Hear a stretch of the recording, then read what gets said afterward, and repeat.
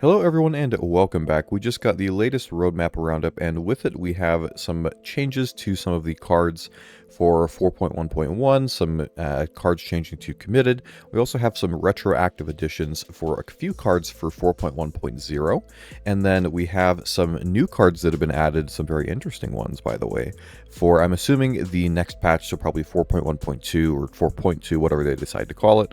So we're going to go ahead and go through these really quick and discuss some of these new changes, as well as touch really briefly on a little update to the website for the game that happened today as well. We'll touch on that as well towards the end. Alrighty, let's go ahead and jump into it. So, notable changes from May 7th, 2025. For the release view, this is for 4.1.1, these first few cards. So the missions, local site maintenance, those little maintenance missions you can do at some of the outposts in Pyro, those have been updated to committed. So it sounds like we may finally be getting these missions actually to stay. Sounds like they're working well enough that they'll be able to have them put in, because I know that they've been trying to get them in for a couple of patches, but they just, for whatever reason, haven't quite worked right, but seems like they will be working now. We also have the animal population control missions. That card has also been set to committed. I know they had also had some issues with that, but seems like they have gotten that resolved, so we should have those as another option for some missions as well. Next, we have the Hunt the Polaris mission. So this is adding the new Fleet Week mission, where you have to hunt down a Polaris that was stolen by the Frontier Fighters. And there's a couple different objectives you can do for it, go into different asteroid bases, and it could be there could just be some other enemy ships you can get. So that card has been set to committed. Again, that's going to be the kind of Fleet Week event that you'll be able to participate in. And then we also have those new hairstyles that were added, I think, in the last update to the roadmap. They have been set to committed, so there'll be a couple additional, four to be exact, a couple additional hairstyle options that you'll be able to select from. And then we have the Volt SMG Quartz, a compact yet devastating firearm designed for those who need maximum firepower in a minimal frame. This card has been set to committed. I'm really excited to have this in the live environment. I think especially in places like contested zones, this gun is going to do really, really well. Again, it is extremely deadly within maybe 10 to 20 meters. Very, very quick to get other players out of the way and NPCs. So I can see this being a very popular weapon for those sorts of things. So we should look forward to finding that in 4.1.1. Next, we have the Components Balance Pass, balancing ship components and shield generators based on their class types. That has been set to committed. So this is, they had adjusted this, I think this was sometime last week. So basically, military shields now, they have about slightly above average HP for the shields, but they have really high regen rate. Industrial shields have the highest amount of shield HP, and they have a kind of middle tier regen rate. Civilian shields are kind of middle across the board. They have okay regen, okay shields, and all those sorts of things. And then stealth has fairly low regen and not as high, pretty low shield HP, but they do have a much lower delay between when you take damage to when the shields will start to recharge. And then competition, I believe, has also... It's in the similar ballpark to civilian, where it's kind of middle across the board for those components. And then the last thing for 4.1.1 that has been set to committed is some new Wicklow special ships, adding the following special ships to Wickow's Emporium: the Mystic Star Lancer Max, Aegis Saber Firebird, Aegis Saber Peregrine, the RSI Zeus ES, and the Zeus CL, the Crusader Intrepid, and all of them with top grade components. So probably, grade A, military or stealth or industrial, civilian, those sorts of components, maybe even competition for things like the Peregrine. And these ships can be unlocked by bringing the NPC Wicklow a number of favors in exchange for rewards. So that will be done, again, next patch. You'll collect the mercenary or council scripts. This will be primarily done by completing the new space combat missions, and it takes 50 of those scripts to earn one Wicklow favor, and then you can turn those Wicklow favors in for a chance to get some of these different ships. And I believe these are just an addition to the ships you already can get. I don't think they're taking away like the Guardian or the Connie or the F8 that you can already get as part of that ship pool. They're just adding some additional options there, and they should hopefully have some pretty cool skins as well. I haven't seen any of them yet, but I'm looking forward to seeing those and hopefully making some videos on those in the future.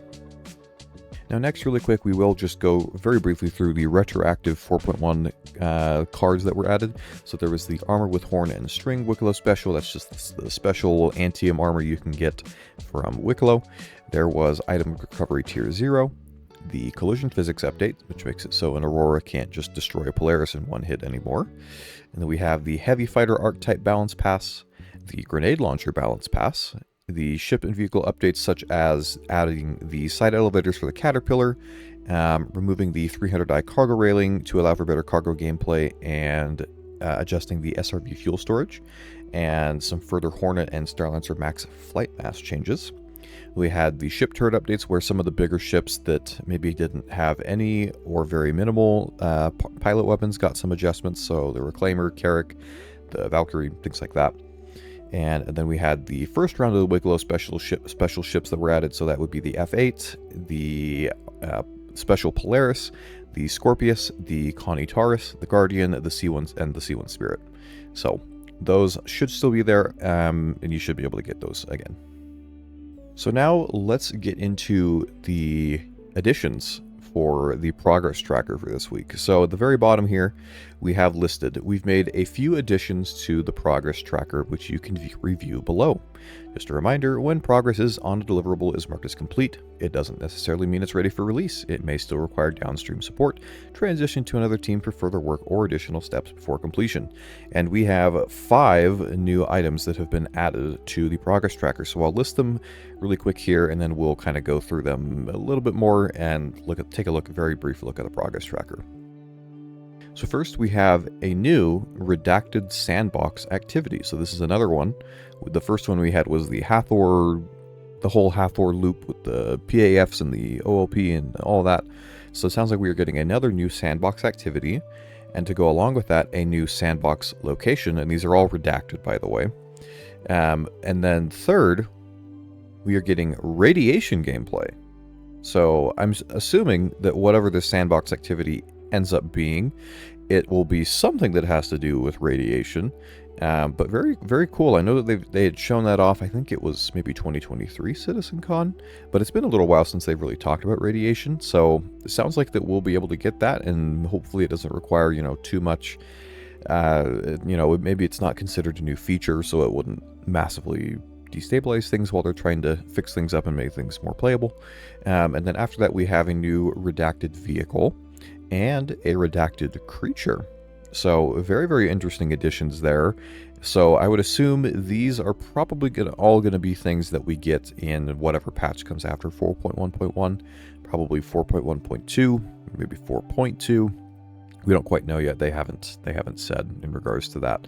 But now let's take a brief look at some of the things on the progress tracker, because they have updated these items to be on there. All right, here we are on the progress tracker. So they have added under the character art and tech, we go here, we have a redacted creature. This is showing the work to go until like the first week of June. So I'm thinking, again, like I said just a minute ago, these new additions to the progress tracker are probably going to be in the next patch after Invictus, which I assume will probably be the June, like end of June or so patch. So that would make sense that it would, the work would conclude there, have a couple extra weeks to go through the PTU and all that stuff, and then it would release. So that's what I'm assuming for that. And then we also have under the core gameplay pillar, we scroll down a little bit, we have that redacted sandbox activity that also has the same endpoint. Again, like they mentioned, it doesn't necessarily mean it's fully ready to go out, but it can give us a decent indication, I think, as to when we could see it. And then right above that, also we have radiation mentioned as well. So really looking forward to seeing what they're cooking up with that. And then under the vehicle content for the North America team, really quick, under the redacted, we have that redacted vehicle, whatever that is, no idea. There's also 3 unannounced vehicles that they're working on here, which I'm hoping we hear some more about in the monthly report later today, so make sure you're subscribed so that when that video comes out going over the monthly report, that'll show up for you. I'm sure there'll be a lot of interesting stuff to talk about for it. And lastly, under locations, we have the redacted sandbox location. Again, they're all seem to be stopping about the same time, like the first week of June or so. So I'm not, unfortunately, I don't really have any other ideas as to what these locations could be. In regards to the creature, my the first two ideas I had was potentially maybe we could get the adult Valakar. Because right now we have the juveniles that show up around the Hathor sites and on, I think they'll just kind of be out in the middle of nowhere on like Daymar and possibly Aberdeen as well. So those are already in, so potentially we'll see the larger adult version of it. The only other one that I thought of that we could potentially get is, I think it's called the Boreal Stalker, I think I had heard a few months ago that may have been in development. But I think that creature, if I remember correctly, is supposed to be on Microtech, so maybe this is something that would be there if it ends up being that. But very interesting, very going to be some interesting things to go over for the patch after Invictus. There's a lot of really cool stuff they're doing. But that's going to do it for the roadmap updates for this week. And lastly, let's just briefly go over this refresh for the pledge store that they have rolled out. So there's a Spectrum post that we had this morning. They mentioned basically that they are, in an effort to improve the RSI web experience, they have updated some things like the navigation bar, the account dashboard, and things like that. And next up is the Pledge Store, where our latest update focuses on improving navigation and presenting all available pledges and packs as clearly and intuitively as possible. Here are some of the initial updates coming to the Pledge Store. The Pledge Store homepage now features a new, cleaner interface and simplified navigation for quicker access to ships, paints, packs, merchandise, and more. Ship details pages.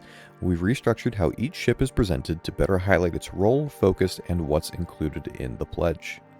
So they have changed that and updated the Pledge Store so it looks a little bit nicer. I think it's a similar styling to how like your account dashboard looks if you look at that. Let's go ahead. Let me pull it up really quick and let's take a look. Okay, so here is the new Pledge Store look. So again, definitely looks new. It looks nice. So we can see very clearly we have game packages, ships, paints, merchandise, ship upgrades, gear, and the subscriber store. And if we scroll down, we have, some of the bundles or little things that you can get right now. We have this special limited time Downburst bundle with this special armor. I think that has the special skin of the Volt Rifle and a Corsair skin. So they have that right there. They have some of the, the Golem, pretty new ship. That's technically a starter ship, so you can get that. Atlas Geo, another new ship, and I'm sure this will be updated once we have more new ships. You'll probably see this page change to reflect those new ships. But overall, it seems quite a bit cleaner. Let's just see if we go to like the game packages page. Does this look any different? Okay, so this page looks the same at the moment, at least, and I don't think this page looks terrible. I think it's relatively easy to navigate, so maybe we'll see some further updates to the page where you actually see all the different options for packs and standalone ships and paints, all those sorts of things. But very cool to see some little website updates. But I think that is going to do it for this video, again going over the latest roadmap update and the refresh to the Pledge Store. Let me know all of your thoughts in the comments, especially on the redacted items. I'd love to hear what you think these potentially could be. These new locations, new creature, new vehicle, all these sorts of things. And let me know your thoughts on the radiation gameplay. I'd love to hear what you're looking forward to most about those. And if you enjoyed this video, feel free to give it a like, as it really helps the channel out. If you'd like to see more videos like this, feel free to subscribe. I'll have a video coming out later today going over the April monthly report, as well as I cover PTU patches, so we'll be checking out anything new that we get for that today as well. But again, I hope you enjoyed the video, and until next time, I'll see you in the verse.